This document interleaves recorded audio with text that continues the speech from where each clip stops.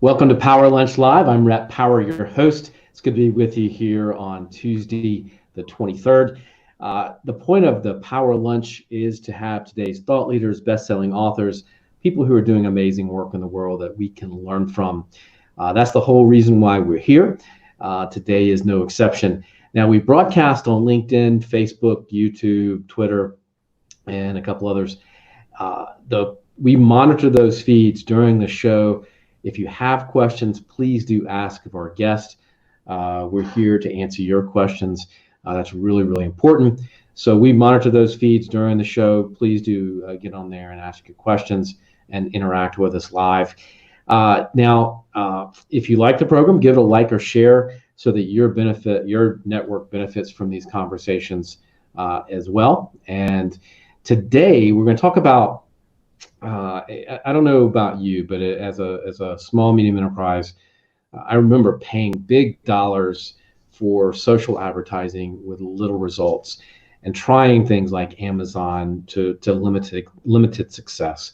So today we're going to talk about that on the show. I've got Carolyn Lowe. She's the CEO and co-founder of ROI Swift, an Amazon and digital marketing agency that excels really in growing small and medium businesses online. Carolyn is really passionate about helping consumer brands grow through Facebook and Instagram ads. I can't speak today, and paid Google searches and Amazon marketing. So Carolyn, welcome to the show. Thanks for having me, Rhett. Well, I want you to help us decipher sort of, ads and Amazon and Google, because I know as a small medium enterprise business owner, I was always focused on my product and on my services and I knew back here that I needed to do ads, and I knew that I needed to do Google search stuff, and I didn't really know what that was, and I knew that I needed to probably sell also on Amazon, and we paid people to do it. We tried that. We tried doing it ourselves, which was a disaster. So I want you to help us try to figure some of that out today. Is to talk about why you got into this business. Yeah, I stumbled into it. So I worked for Dell in 1999. That's what brought me to Austin, Texas. And I really loved the small budding consumer marketing division. So we were the sort of the redheaded stepchild to the corporate business. Dell was always known for corporate computers, and in the consumer space, we were number 6 or 7 when I got there, behind a company called Gateway that's now out of business. So that part I really loved, the sort of 0 to 30% market share. That part of the business I really loved, and then I went on and worked for bigger divisions and didn't love that as much as the smaller and emerging businesses. So fast forward, I have 2 children. I do some consulting while my children are small. And then I go back to work for a small mom and baby company and take over their e-commerce and Amazon, which was, next to nothing, and grew that. They got acquired by a huge multi-billion-dollar international company last March and said, I really like to do this. So about 5 years ago, I left that company full-time and started the agency with a mission to help 1,000 emerging brands, because I don't want the world to only have Coke and Pepsi as choices. So that's why I started the agency.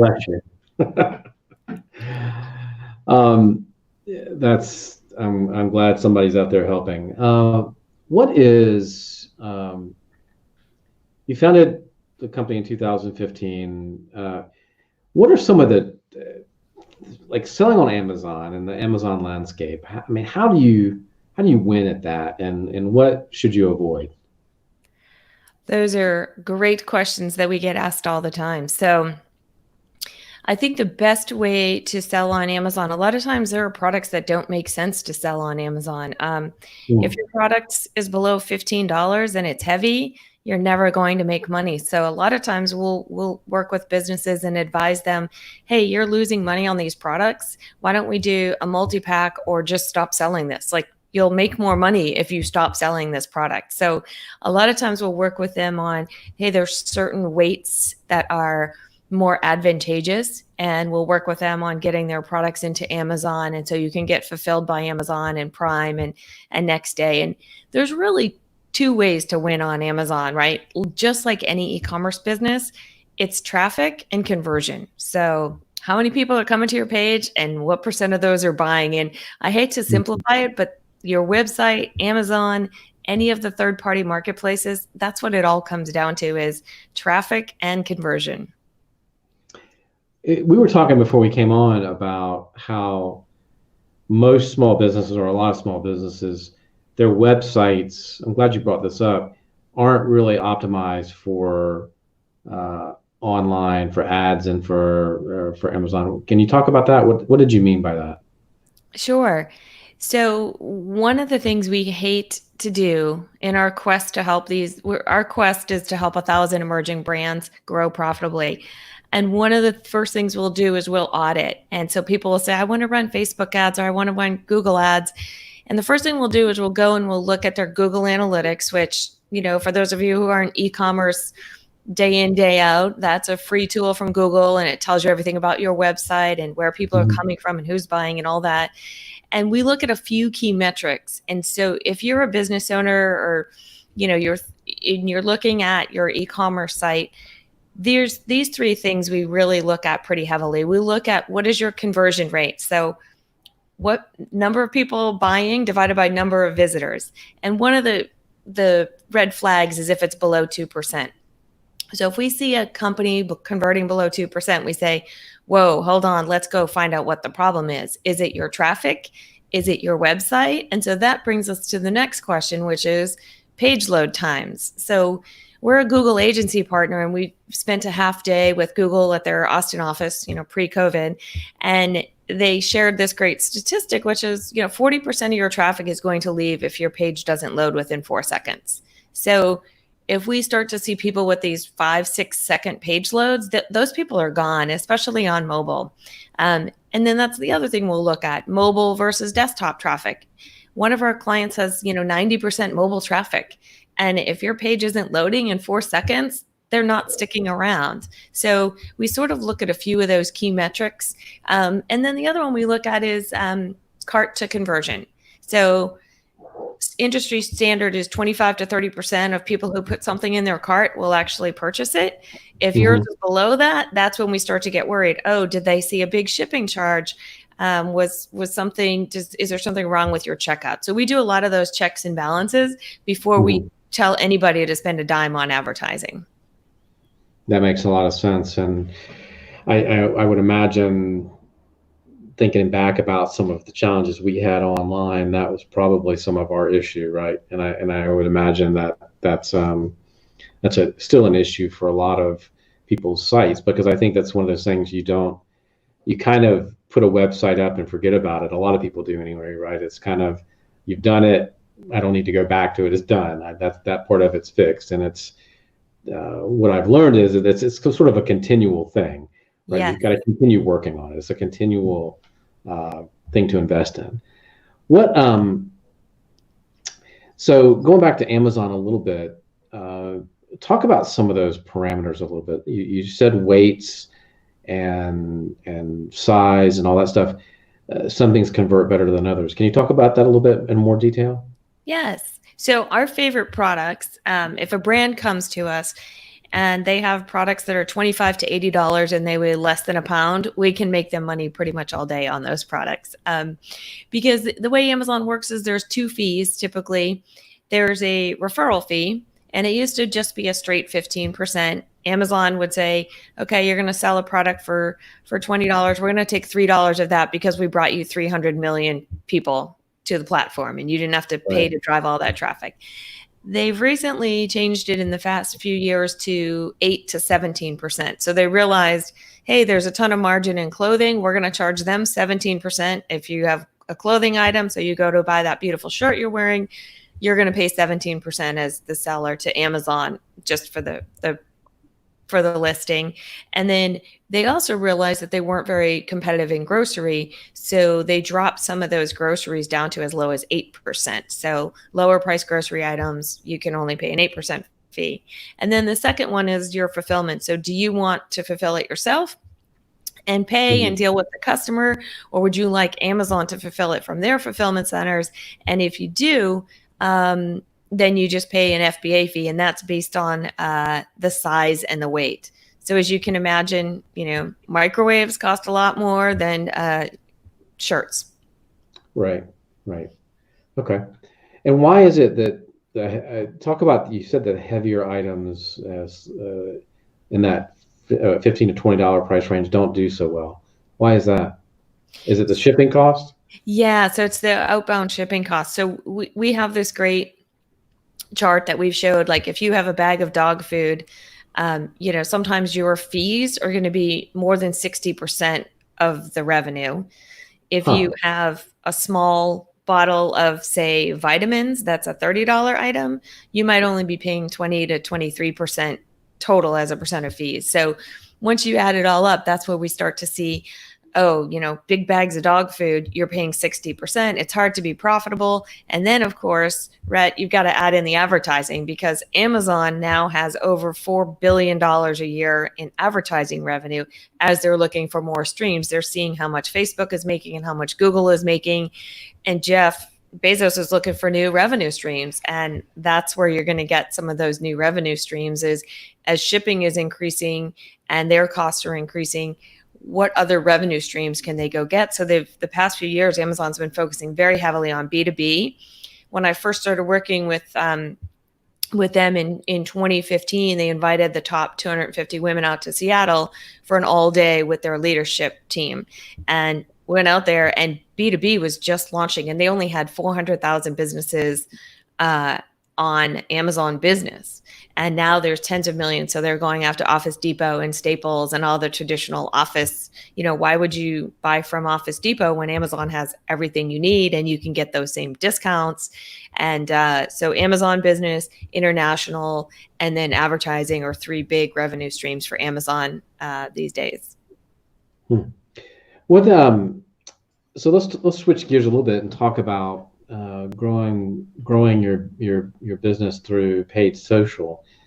To me, it's just still a mystery, like how to effectively use Facebook ads, how to use Instagram ads, and we'll get to Google. That's a whole nother topic in a minute. But talk about that a little bit, and what are some of the challenges that businesses face in using these types of ads, and maybe how we can use them more effectively. That is the $1 million question, right? Do I spend? How much do I spend? How can I get the most return? So the first thing we'll do, again, always goes back to the website. We'll see a lot of times that smaller businesses don't have their products set up correctly. So I'm going to focus on ones that sell products on their site. We work with, I'd say 90% of our clients are on Shopify. It works the best with Facebook. So Shopify is the e-commerce platform that we prefer, and Klaviyo is the email marketing partner that we prefer, because it all works seamlessly. Those three work terrifically together. So what we notice is that those work great together. The next thing we'll do is we'll look at the website and the Shopify and make sure it's all connected. So there's really three parts of the funnel when you're looking at ads on Facebook and Instagram, and they're the same platform, right? You manage them through the same platform. So there's top of what we like to do is top of funnel, middle of funnel, bottom of funnel, right? And what we'll do is we'll make sure that your product catalog is hooked up to your Facebook feed. So Shopify has a really simple app that's free that you download from the store, and it sends all your product feeds to Facebook. So what that means is, you looked, again, I'm going to talk about that great shirt. So you looked at that shirt, and then you leave, but you don't buy it, or you went to the product page and you get served up that shirt next time you're in Instagram. So that's how we can sort of, Facebook can sort of follow you around with remarketing until you buy. So they'll show you that shirt and maybe a couple other shirts from that collection. So that's the bottom of the funnel. Those are the people who are aware of you. The next step up the funnel, I'll start at the top. Top of funnel is people who've never heard of you. So normally what we find is people will, it's almost like dipping your toe in the water. I'm one of those people who just has to jump in full bore into the pool. A lot of people will sort of slow roll that top of funnel, right? They're looking for new customers. So they'll say, I'll spend $1,000 or I'll spend $2,000.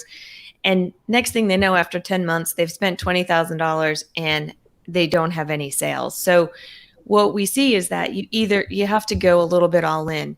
Facebook's conversion optimization, which is what most people want, is people to buy things on their website, is optimized at 50 conversions. So in order to get 50 conversions, you really, within a 7-day window, you need to be spending a lot of times $150 to $200 a day. So you're almost better off spending a lot to get those so that the machine learning works. So what you see is it starts off at a high cost per acquisition, and then it comes down as the AI and Facebook, invested tens of millions of dollars into AI. And so they know, and they can constantly improve that model. So that's the biggest mistake we see is people will say, oh, I ran Facebook ads, they didn't work.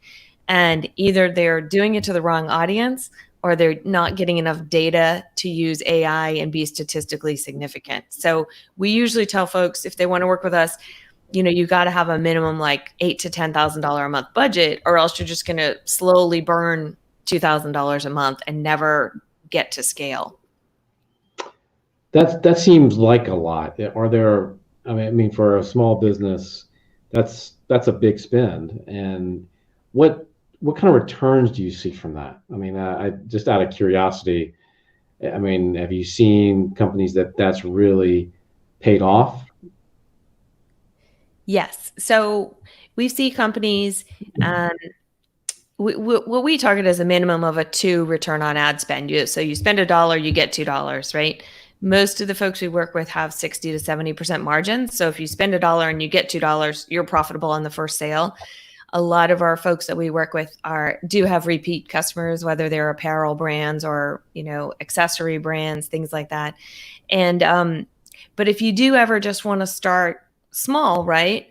That top of the funnel is more expensive. They don't know you, they may take longer to get to know you.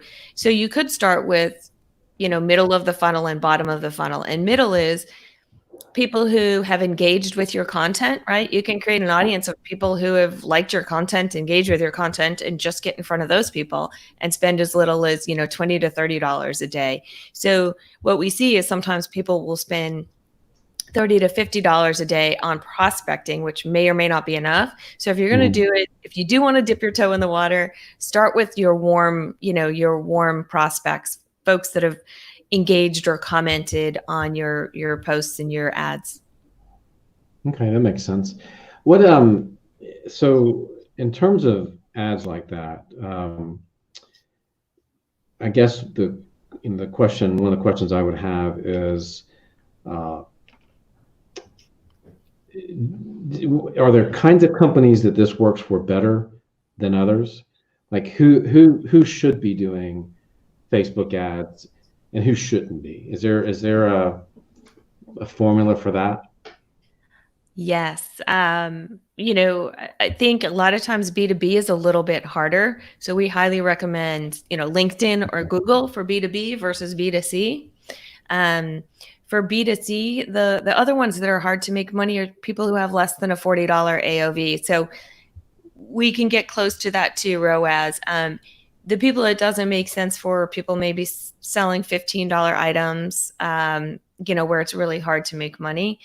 But for every other sort of B2C brand, if they have a checkout on their website, there's nobody that we haven't been able to make money for that has a checkout on their website and do it at like a 2 ROAS. One of our clients, we spent, less than $100,000 and got them over $1 million in sales in 1 month just on Facebook and Instagram. So this is a client that started at 10,000. So they're getting a 10x return on ad spend. So they're like, right, let's just keep spending all day long. Like if I can spend $1 and get $10, I'll do that all day long. Absolutely. Does it work for small businesses like a restaurant or a shop, a bakery? Does it work for local business?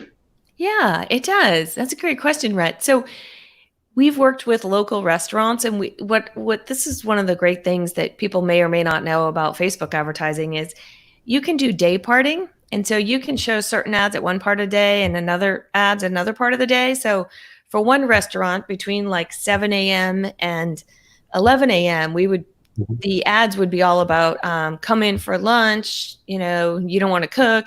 If it was we had all these different scripts. If it was raining, then it would say get delivery. So sort of really, but even, so we would do that. And then in the afternoon after lunch from like 1 to 5, it would say, don't sit in traffic, don't want to cook dinner, stop in, we have happy hour prices, and wait out the traffic. So that's something that worked really well for small businesses. And you can obviously geo-target, within 3 miles of your location. And so those are ones that, especially small local ones, you can spend less because your audience is that much smaller. But if you're on a national scale, right. We do recommend having those higher daily budgets. But absolutely, it's, online and local store visits are a great use for small businesses. You mentioned LinkedIn ads. I know that people are using LinkedIn now for that. Can you talk about that a little bit? How is that being used? So LinkedIn has been doing ads for, many years now. Their platform has gotten a little bit better. It's still no Google, but we love it most for B2B. But here's the caveat, Rhett. It's very expensive. It's like $5 a click. So it works really well for customers that maybe have a big, like $30,000 or $40,000 service engagement, right? So if you're a solar company and you want to do solar installs and you're trying to reach the solar installer, and that solar installer is going to work with you and generate $30,000 a year, that's a great use for LinkedIn. And there's nothing better than LinkedIn. You can go down by title, by company, by groups that they're in. So you're probably in some LinkedIn groups. I'm in some e-commerce LinkedIn groups. Mm-hmm. And so somebody could target me and it'll show up in my feed because I'm in an e-commerce group. So maybe somebody who wants to, that's an e-commerce software company that wants to get in front of me. Okay. Well, that's good to know. But what's the, and can you use Shopify and everything? Can you do the same process, or are these ads, is it a different structure than the Facebook stuff? Yeah, same process. You can, it can be a call to action. It can, show up in a bunch of different places. A lot of times with B2B, most folks will be measuring like a contact form or an inquiry form. Mm-hmm. And you can track that, and you can see how many people from LinkedIn filled out your form, and those types of things. You can do a bunch of different advertising on there, and same thing with B2B. Again, even though it's $5 a click, if each one of those clients is 30 or 40,000 a year, it probably makes a lot of sense. Makes a whole lot of sense. Can you talk about, you have a thing where you got 5 best email marketing strategies in automation, and I we hear a lot about email marketing and funnels and all that kind of stuff. Can you kind of explain that? Sure. And I'll talk, what I'm going to talk about is mostly for direct to consumer, like consumer brands, but we can also talk B2B brands. Okay. So as I said, if you're on a platform like Shopify, they give you one of these abandoned carts emails, and you have to be a HTML wizard to know how to use it. So our first tip is just use a platform, and like I said, we prefer Klaviyo. You can have 2, 3, 4 abandoned cart emails. So most of the e-commerce platforms limit you to 1, maybe 2, and it's not very customizable, and it's a lot of hard coding. So the first tip is get onto a platform that allows you to do 2 or 3 abandoned cart emails. What are those? What are those? So those are where you put something in your cart. Again, you're buying that shirt, and you put it in your cart, but you don't get all the way through checkout. So we send you an email, and it's different by client, but sometimes we'll send it within an hour, just saying, hey, you left this behind. Did life get in the way? Did you want to finish your purchase, right? Okay. And then one of the second tip in terms of flows, and we've seen this working really well, is the second one is sometimes just a text email. And it comes from the founder of the company. And it just says, hey, we saw you left this, and did you have any problems? Is there anything we can answer for you?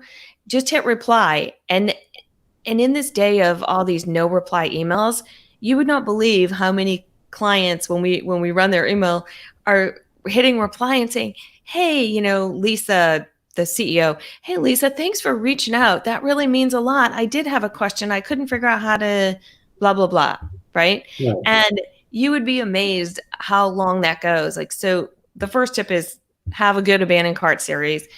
Second tip is make sure that you've got a personal email in there. So a lot of times we'll do, hey, here's my phone number, call me, or, we'd love to talk to you. And that's really refreshing, because the big thing we're seeing is that customers want to have a connection with a brand, and especially younger consumers, right? They don't just want to buy something and move on. They want to be proud of that brand that they're part of. You were talking about that with LinkedIn, with one of your previous guests, about just making connections with people, and people want to talk to people, not brands. So that's 1 and 2 relate to abandoned carts. Another one is just is that what we call predictive series for your flow.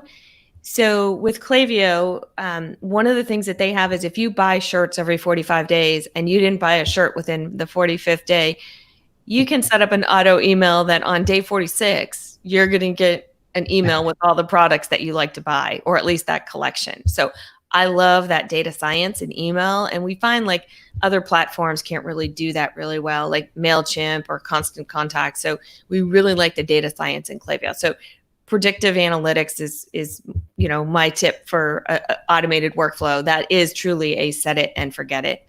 My other tip for workflows is to know your customers and segment those customers in your workflows.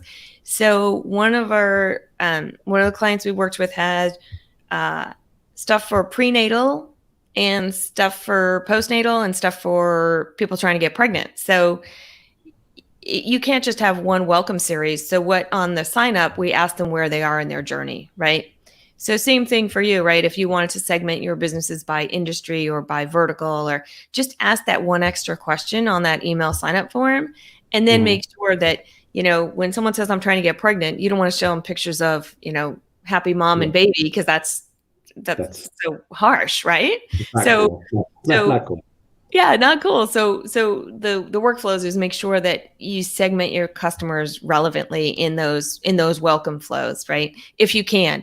A lot of folks will do like men or women, or where are you in your journey, or those types of things, right? And the fourth tip is to really just focus and test. You would be amazed. One of our clients, we did all this study on those subject lines, right? In your workflows, even test those subject lines. Like one client, they had a 20% better open rate with emojis in the subject line than without emojis. That's just for that brand, right? So the workflow is just test. And then the final tip around workflows is, make sure that welcome series, if someone signs up for your welcome series, make sure that you're giving them relevant content, whatever that is. And so, for example, like I said, once you segment, then you talk to how you can help them. And then there's 3 or 4 or 5, and make them a combination of content emails as well as, promotional type emails. There's one company that says they hit people over the head 7 times if they don't buy. Most of our clients, their welcome series will go 5 or 6 emails. And then, and the last tip is just to have a customer win back flow. So somebody buys from you, they haven't bought from you in 30 days, but you don't know what their predictive analytics is yet because they've only made one purchase. Definitely reach out to them after whatever your normal repurchase cycle is and show them what's new. Is there a threshold for too much reach out? I mean, is there, you said 5 or 6 emails, but is that sort of the limit, you think? Good question. So Klaviyo used to cap you at 10. So they wouldn't let you send more than 10 emails to a person a week. And a month. And I think that's about right. We'd say not more than two to three emails a week max. And a lot of times what we'll do is we have this process where if they're in a workflow, they won't get a campaign email, right? So you can say, hey, this person's already received 2 emails this week. Don't send them this one. So you can set that up and structure it that way. Okay. Yeah. All right. So we had a bunch of questions. We got 22 things in here. So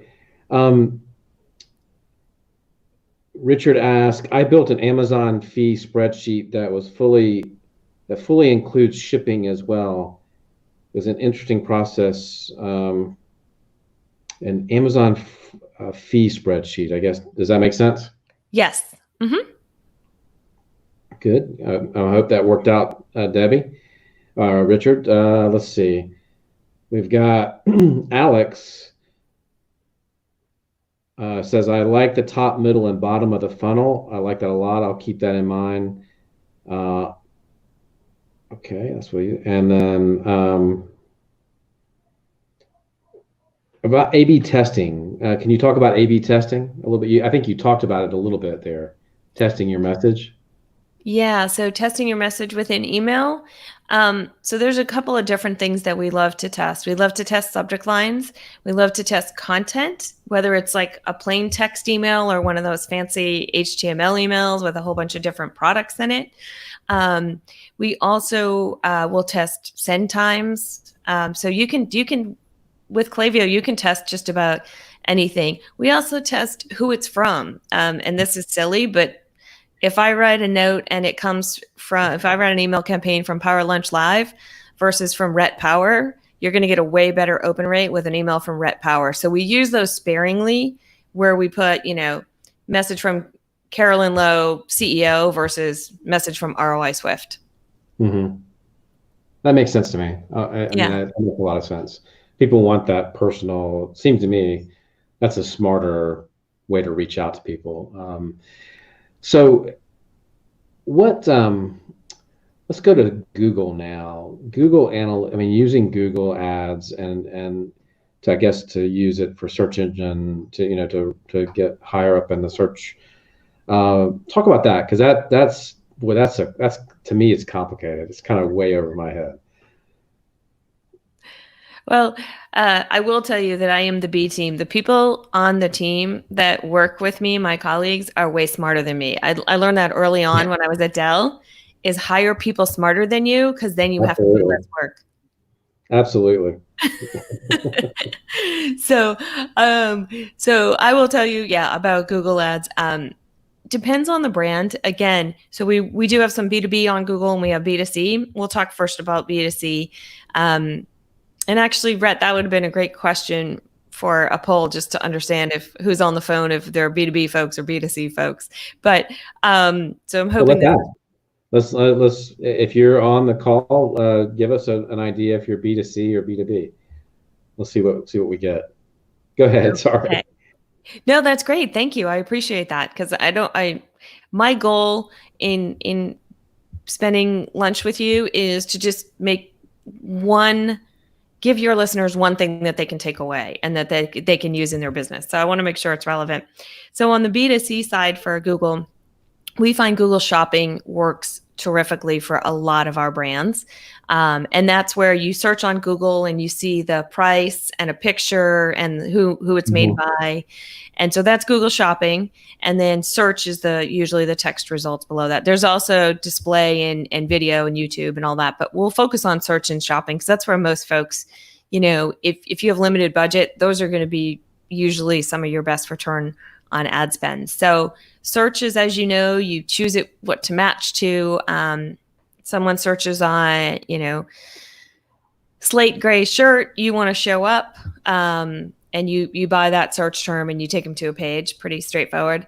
Shopping is, you have to have a feed, and there's a nice free app. If you're on Shopify, it's a Google one, and it sends your feed. You will have to do a couple more steps. So we'll do these, what we call one-time setups. They usually take an hour to get everything synced even if someone doesn't want to be our client, we just don't want them to do it wrong. So we'll, get your product feed to Facebook, your product feed to Google, your Google Merchant Center, and your Google AdWords. So to run Google Shopping, you need to have 3 things set up. You need a Google Merchant account, you need a Google AdWords account, and you need your product feed synced together. So those ones, shopping, and your folks may or may not know this, but you can only tell what you don't want to match to. So Google matches to people's searches based on your product title and your product description and what category it's in. So you tell it, hey, these are men's shirts.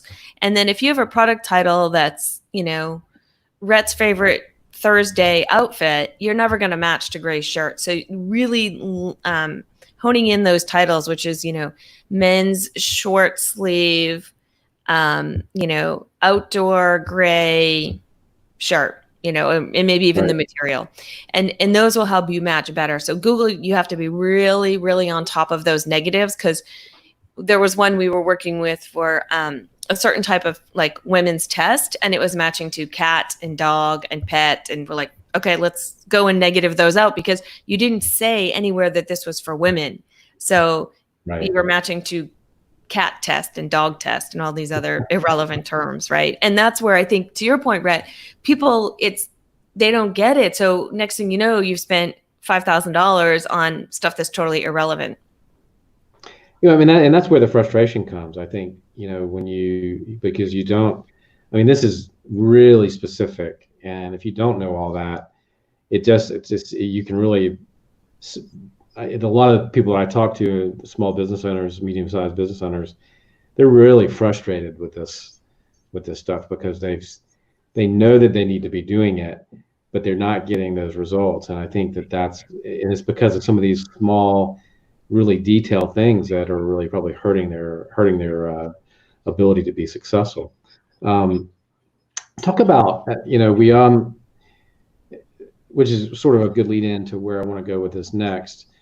What are the questions that you should ask when you're talking about hiring a digital agency, or maybe even bringing somebody in-house to do this? Because a lot of this, for a lot of businesses, this could be full-time, and trying to manage this. What's the right way to hire somebody? What am I looking for as a business owner? Well, in addition to, of course, matching your core values and not being a sociopath, we always look for those 2 things first. We look for core values and not a sociopath, and then we go to technical skills. But I think there's a few questions if you're going to hire an agency. So the whole model for us is, we know that people can't afford these experts that are $200,000, $250,000 a year. So for $30,000 to $50,000 a year, you can get an expert, and so it makes a lot of sense for our clients, because they don't have the big company budget. So we're always happy when someone graduates and brings it in-house. That means we grew them enough that they can now hire someone full-time, and that makes us feel great. So the questions you typically want to ask is, what's your model? Who have you worked with? Give me some recent results. So I will sometimes anonymize all the client names and just give them metrics. Like, we get anywhere from a 2 to a 7% return on ad spend on Facebook, right? Ask them what their return on ad spend on Facebook is. Ask them what their cadence is for weekly reporting or weekly, we have real-time reports that people can access at any time. So they know exactly what's going on. They can just click on a link on Google Data Studio. And so all the folks that have come to us have either not liked one of 2 things with an agency: relationships or results. So I would ask, 3 to 5 questions around relationships, get references, talk to some of their current clients. If they won't give you references, you should run away. And if they can't give you results, if they can't tell you what your market share is, like on Amazon, like, you'd be surprised how many people I talk to. Like, I can go on and see what you're selling on Amazon. I know exactly what your sales are. I can see any product sales on Amazon at any time. And if they can't tell you if you're like the top of the market share or you're number 10, and they can't tell you what your opportunity is, then that's like a big red flag that they're not thinking strategically. No, those are great questions. And I think, often we don't know. I bet if I could go to some of my clients who are selling on Amazon, I wonder if they know that. I wonder if they even know what their position in that field, and where to find that even. And that seems like a really important question. So we've got a bunch of questions on here now. I think, so Carolyn, question, whenever you have the chance, what would you say is the most difficult aspect of your job? Okay. Most difficult aspect of my job. Mm-hmm. Right now, it is hiring because we're growing like crazy. So the most difficult aspect of my job is before COVID. I mean, we're in an Austin office, and our biggest challenge is just there's so many smart folks in Austin, and there are companies like TikTok coming and picking people off and paying ridiculous salaries. So my biggest challenge is just finding more A players. So Okay. a good question. That's always a challenge, I think, as an entrepreneur, right? When you're growing, is to expanding that team and getting people that fit and have the technical ability, expertise that you need. And in this market, I'm sure it's even harder. I don't envy you having to hire right now. We have Facebook here in Austin. We have Google in Austin. We have TikTok in Austin. So it's hard going up against the big guys. And the one thing is, we've always said, like, we're going to give you the A team. You're not going to meet the A team and get the B team. And so that is our biggest challenge. Is Zuckerberg has way more money than I do. So no, slightly, just a little bit. Darn Mark. Let's see. The other question was about mail service. I'm not sure what that means, but again, thank you for the question. I don't know. Do you understand mail? What that might be? Mail service, like email service. I was talking about Klaviyo and. Oh yeah. Actually, I was going to ask you that. How do you spell that, and if people wanted to look that up? Sure, it's Klaviyo. Okay. And if you go to our website, you can check out some of those. We have a page on Klaviyo just about email marketing, and you can, the nice thing is they do free trials. Then you never have to pay them until you actually want to start sending emails. So I want to wrap up. We're getting close to our time, but you wanted to leave people with something tangible that they could take. Do you have one more piece of advice that you think is important?